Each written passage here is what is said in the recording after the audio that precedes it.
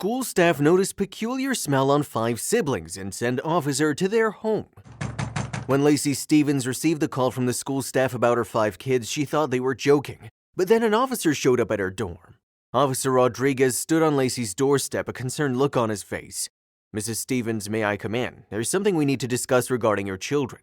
Officer Rodriguez peered through the crack of the door and saw 5 faces staring at him from behind Lacey. From what he could see, the house looked very untidy and he felt a tinge of sadness hit his gut. He was only doing his job and he'd seen this before. He hoped that the children were all right and that he wouldn't have to be forced to do anything drastic. Lacey didn't want Officer Rodriguez to come into her home, but she could see that he'd noticed the odor that filled the air, one that even she had grown accustomed to over the years. The officer discreetly wrinkled his nose, trying not to make it obvious.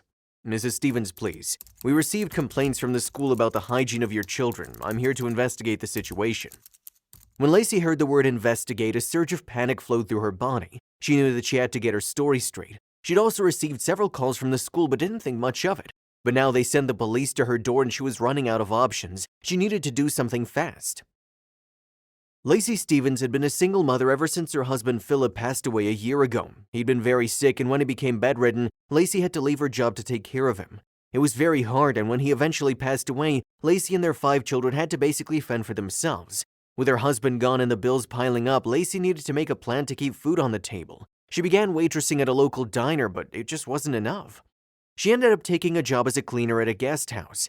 Times were tough, and being a single parent, Lacey had to try her best to make sure there was food on the table every day. She put her eldest daughter Candace in charge of the house and her siblings when she was at work, but things weren't always so easy for Candace. She was only 14. She felt the pressure of having to help her mother with the household chores and see that her younger siblings were taken to school, and that's when the problems started.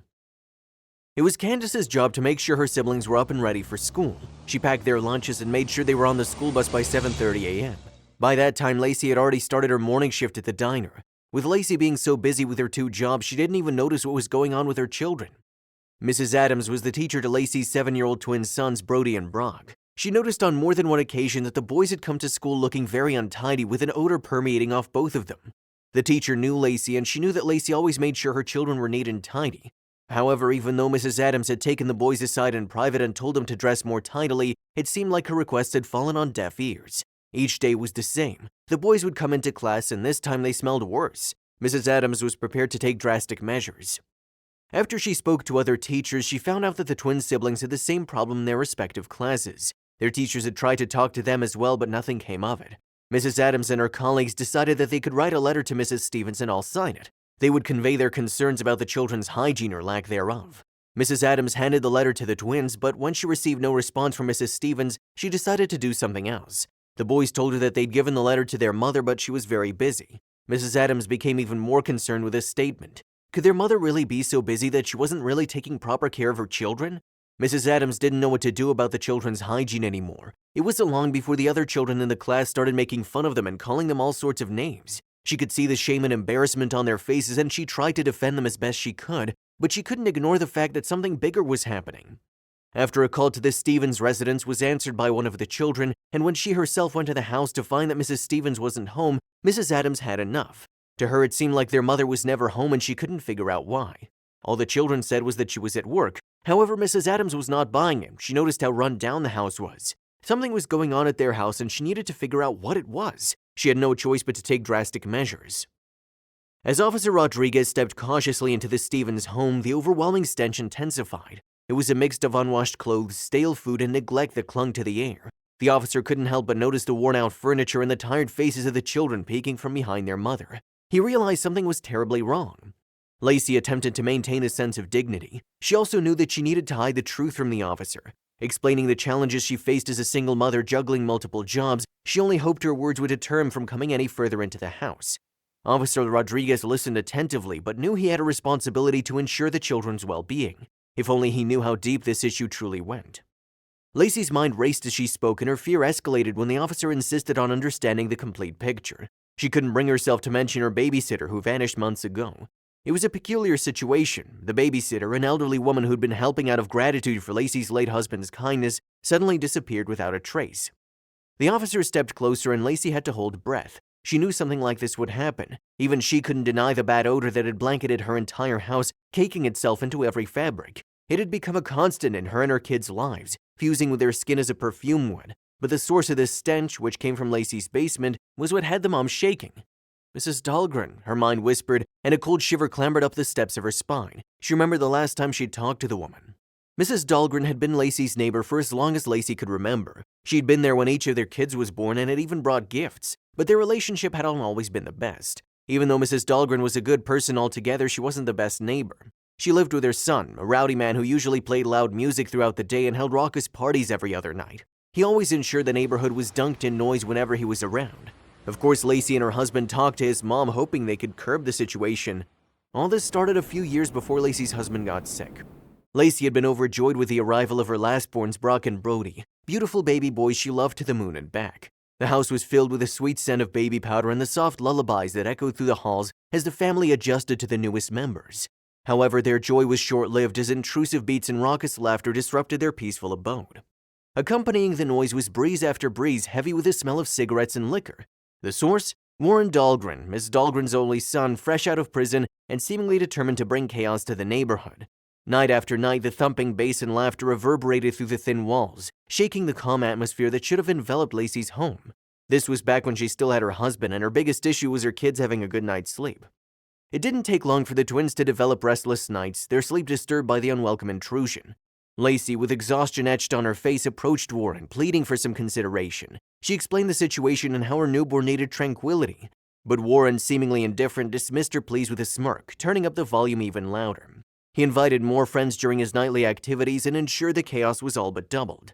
Frustrated and sleep-deprived, Lacey decided to escalate the matter. She knocked on Mrs. Dahlgren's door, hoping for empathy and understanding. Mrs. Dahlgren, however, seemed more defensive than sympathetic, insisting that her son was merely enjoying his freedom.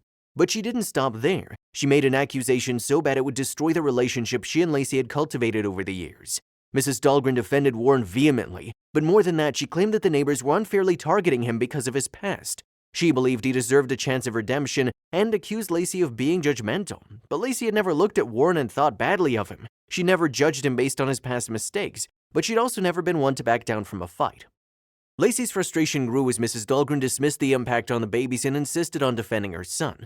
The once amicable relationship between the neighbors began to crumble, replaced by tension and resentment. It was at this unfortunate moment that Philip, Lacey's husband, started showing signs of being under the weather. It would only be a short time before he found himself bound to a bed while his wife did everything. Lacey tried to explain that her concern wasn't about Warren's past but the impact on her children's sleep. Mrs. Dahlgren, however, remained unconvinced, convinced the only community was unfairly prejudiced against her son. As tensions escalated, a clear divide emerged between the neighbors. The once friendly exchanges turned into cold glances and terse conversations. The neighborhood, once harmonious, was now marred by a bitter dispute. Frustrated by the lack of resolution, Lacey and her husband sought mediation from local authorities, hoping for a peaceful resolution. The community was abuzz with gossip, taking sides as the dispute between Lacey and Mrs. Dahlgren became a neighborhood drama. Community members were torn between supporting Lacey's plea for peace and Mrs. Dahlgren's defense of her son's right to enjoy his freedom. It was then that tragedy struck. Philip, once strong and able, started complaining of chest pains. He caught a bad cough that wouldn't relent no matter the remedies doctors threw at it. 2 months in, Philip was lying in a hospital bed, machines beeping beside him and tubes going inside his body. Even Warren, the once rowdy neighbor, decided to stop his antics. He could tell that trouble was here. Although Philip's sickness was a dark cloud for Lacey and her family, it marked a turning point for Mrs. Dahlgren and Warren. They started coming over to Lacey's whenever the mom was home, helping with the kids. Their relationship blossomed over the period Philip was admitted, and by the time he passed away, Mrs. Dahlgren was all but a full-fledged nanny for Lacey's kids. But disaster wasn't far away now. It all happened so fast. One day, Lacey and Mrs. Dahlgren were on good terms, and the next, Mrs. Dahlgren was nowhere to be found. Lacey couldn't explain it. She tried not to dwell on it as she'd already spent enough sleepless nights on it. She also knew the stench started a few days after Mrs. Dahlgren's disappearance. "Are you all right?" The officer's words yanked her back to the present. Officer Rodriguez raised an eyebrow, sensing there was more to Lacey's story than she was letting on. He decided to dig deeper, suspecting that the root of the problem might be hidden beneath the surface. He could tell that the mom was hiding something from him and hated that fact because he was only here to help. If only he knew what awaited him deeper in the house. The officer brought out his flashlight as the house was dark, only lit by candles, a stark reality of what Lacey and her kids were going through. "I need to perform a routine check just so my mind can be at ease, ma'am." He hoped Lacey wouldn't ask if he had a search warrant because that might have been an indication she was truly hiding something. "Excuse me," Lacey stammered. "Do you have a warrant for that?" Her eyes seemed to dart all over the place as if she knew this would end badly. "I understand your worry, officer, but we're fine. I don't think you need to comb my house to ascertain that." The officer knew something was up. He dug into his jacket pocket, fishing out a folded piece of paper and handing it to Lacey.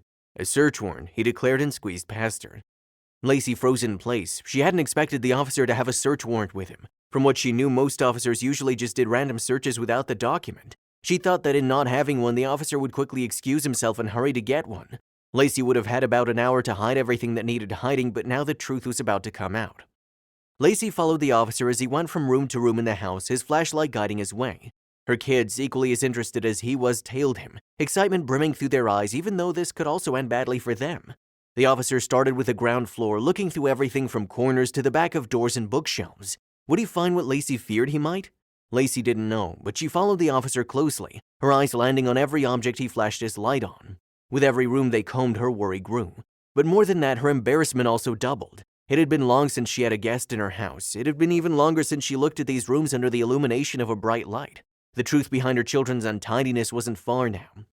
The officer continued with his search. After a few minutes, he was done with the ground floor. He noted a few things in his tiny notebook before pocketing it and going upstairs. If the ground floor looked terrible, the upper rooms were heartbreaking. But despite the state, Lacey let out a slow breath of relief because the officer was going the wrong way. Officer Rodriguez had been to ramshackle houses before, but he'd never been to one as heartbreaking as this. The places he'd visited had belonged to criminals. They had been home for the town's worst individuals, from traffickers to thieves and murderers. But what was sad about this place was that it was the home of a family just trying to make it. If only the officer knew that he was searching in the wrong area.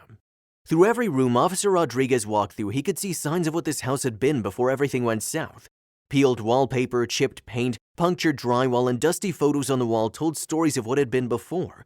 The officer saw the father of the house standing tall with his wife and kids. He saw how happy they'd all been. But now what remained were dark and pungent rooms that only brought misery. But that wasn't all. More than the house's disheartening state was that everything here was still glued tightly with love and hope. The officer had seen this in the kids' eyes and heard it in their mom's voice. He only wished to help them, not knowing they were hiding a terrible secret in their basement. Thinking about the children, his detective instincts kicked in, and he carefully observed the dynamics between Lacey and her children. "All but love," the officer intoned slowly. But Lacey's anxiety heightened when he started descending the creaky stairs to the basement. She prayed he wouldn't find the evidence that would expose her struggles. The basement, a neglected space, held secrets that Lacey wished to keep hidden. But Officer Rodriguez, with a sense of duty, continued his investigation, oblivious to the challenges that forced Lacey into such circumstances. Lacey's heart pounded in her chest as Officer Rodriguez approached the freezer. She knew the truth of her family's struggles was frozen in time, concealed within the icy confines of the malfunctioning appliance. The officer opened the freezer, revealing the unexpected contents: 7 10-liter bottles filled with a colorless liquid. Lacey's embarrassment peaked, and she braced herself to explain the seemingly inexplicable. In a reluctant confession, Lacey revealed her family's hardships. Utilities had been cut off, including water supply, leaving her children with donated bottles of water from the church. But the worst part was Mrs. Dahlgren, who had left abruptly because everything had become overwhelming. She didn't even tell Lacey she was leaving, just packed her belongings and waved goodbye. Lacey, now emotionally exposed, shared the challenges of being a single mother, trying to keep her family afloat in the wake of her husband's passing. As Officer Rodriguez listened to Lacey's heartfelt narrative, his stern demeanor softened. He realized this wasn't a neglect, but a desperate cry for help. Lacey was a resilient mother facing insurmountable challenges, doing everything she could to provide for her children. The officer's role shifted from an enforcer to a compassionate advocate, determined to connect Lacey's family with the resources they desperately needed. The officer suggested community resources and support, hoping to alleviate some of the burden on the struggling family. He'd listened as Lacey explained how she'd only discovered the bottles of water that afternoon. After asking her kids why they were having issues with hygiene, cleanliness was paramount. She couldn't believe that some of them had neglected to even do that altogether. Lacey had no idea the children had been neglecting their hygiene practices. She'd been so busy, and she knew that it was too much for her 14-year-old to take care of all of them by herself. "I didn't know, officer. I've been trying to work extra shifts just so I can get the water supply turned back on. It's been such a struggle since my husband passed away. Some days I feel like I just can't go on, but I have to for these children," she said through tears. Officer Rodriguez decided to call Mrs. Adams. He felt like she needed to see the situation for herself. The family was basically living in abject poverty. Something needed to be done to help them. When Mrs. Adams arrived, she couldn't contain her tears. She hated to see her students in this condition. She felt so sorry for them, and more so for their mother, who was trying her best, was still coming up short.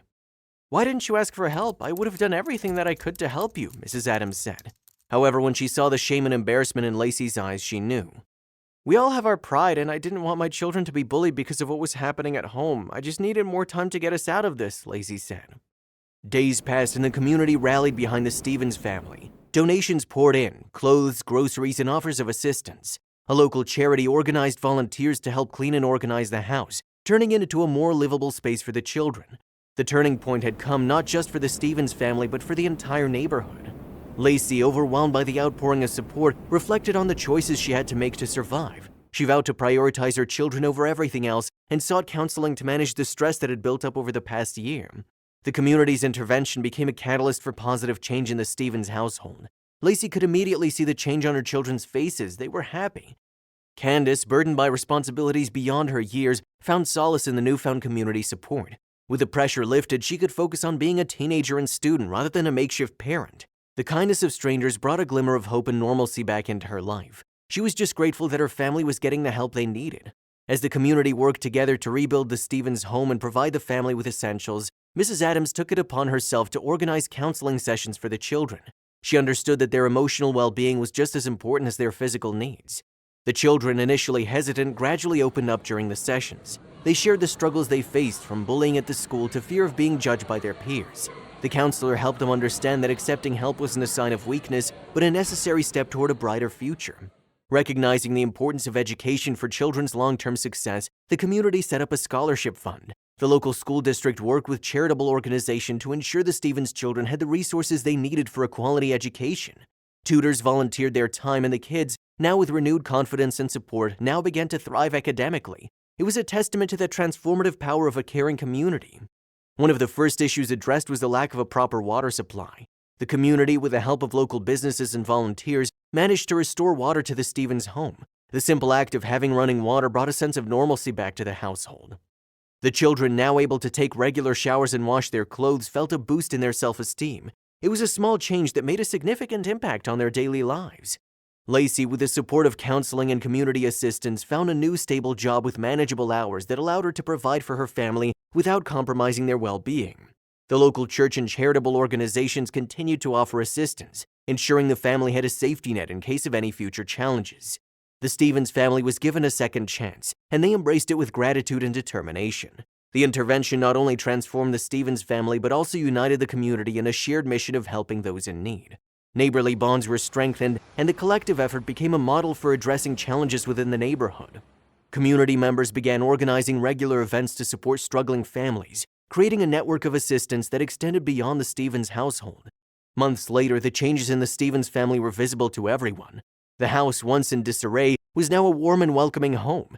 The children, once withdrawn, were now active participants in community activities and school events. The community organized a celebration to mark the progress made. It was a joyous occasion filled with laughter, shared stories, and a sense of pride for the positive impact they'd collectively achieved. The Stevens family had emerged from their challenging circumstances stronger and more resilient. The once broken household had been rebuilt, not just physically but emotionally and socially as well. As the community continued to provide ongoing support, the Stevens family faced the future with newfound hope and a sense of belonging. The intervention had not only changed their lives, but had also left a lasting legacy of compassion and unity in the hearts of everyone involved. If this story and the willpower to overcome even the greatest of odds is inspiring to you, subscribe to our channel for many more such heartwarming tales of success.